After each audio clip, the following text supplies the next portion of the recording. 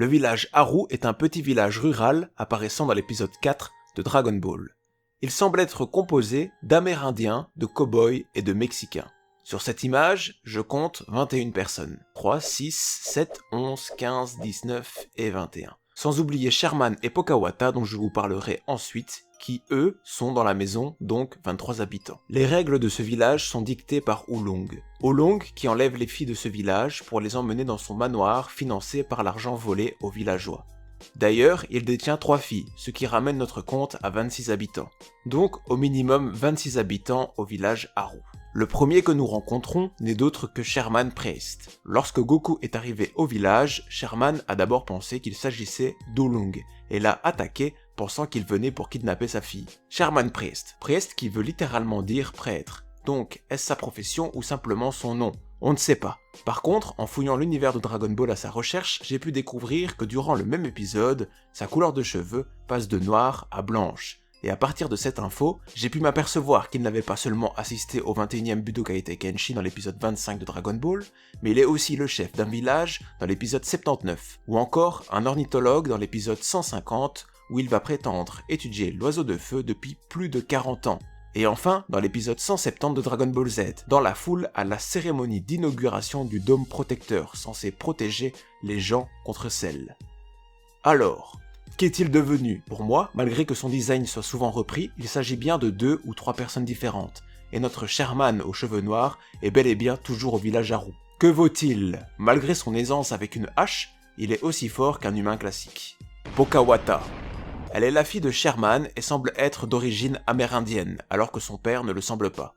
Le jour où elle rencontre Goku était le jour où elle aurait dû être emportée par Oolong. Par chance, ce même jour, Goku libérera le village du grand malfaisant. Qu'est-elle devenue? Si on admet que l'homme aux cheveux blancs est bien Sherman, alors on peut penser que Pokawata est aussi présente à l'inauguration du dôme protecteur. Il y a même un personnage portant l'un des chapeaux typiques de son village. Que vaut-elle? Pokawata est une petite fille ordinaire, sans pouvoir particulier. Grand-mère Paozu.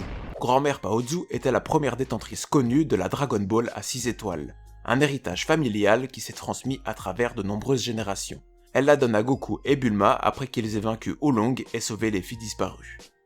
Elle fait également partie des anciens de son village et est très respectée. Elle sera également présente pour encourager Goku au 21e tournoi mondial des arts martiaux, et son design sera repris dans l'épisode 80 de Dragon Ball, où elle lave son linge au bord d'une rivière.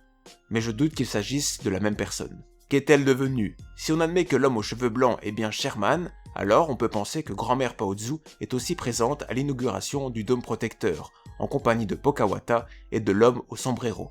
Que vaut-elle? Il s'agit d'une grand-mère sans pouvoir particulier. Une grand-mère classique et respectable. Les 3 filles kidnappées par Oolong, Alexis, Sarah et Petite Fleur. Alors que le village pensait qu'elles étaient aux mains d'un terrible monstre, elles vivaient en réalité dans le luxe. Alexis semble avoir passé tout son temps à faire de l'exercice et dira qu'elle espère qu'Oolong lui rapporte des bijoux. Sarah, on la voit assise en train de boire une boisson raffinée et portant de nouveaux vêtements de luxe. Et enfin, Petite Fleur, elle boit. Voilà la tête de leurs parents quand ils ont découvert tout ça. Le père de Petite Fleur, la mère de Sarah, le père d'Alexis. Que sont-ils devenus? Concernant les filles, elles ont dit qu'elles ne voulaient pas retourner travailler au champ. Peut-être qu'elles ont tenté leur chance en ville. Concernant les parents, ils sont probablement encore au village Haru. Que valent-ils? Comme tout le village, ils sont humains en tout point. Johnny. Laissez-moi vous présenter ce qui aurait pu être un grand combattant. Pendant la bataille opposant Goku à Oolong métamorphosé en robot géant, Johnny est le seul villageois à oser intervenir. Il touchera même Oolong en pleine tête. Ici commence la légende de Johnny the Kid. Qu'est-il devenu? Il se fera attraper par sa maman et après que tout soit rentré dans l'ordre, plus de nouvelles. Que vaut-il, Johnny the Kid? Alors voilà, il nous reste quelques têtes qui traînent comme le papa de Sarah, 2 enfants, 7 femmes, 7 hommes. Il y a aussi des gens derrière la maman de Sarah, comme 7 enfants, 7 hommes, la maman de Johnny, ces 2 hommes, l'homme qui préviendra de l'arrivée d'Oolong, et voilà. Si t'as aimé la vidéo, n'oublie pas de like et l'abonnement.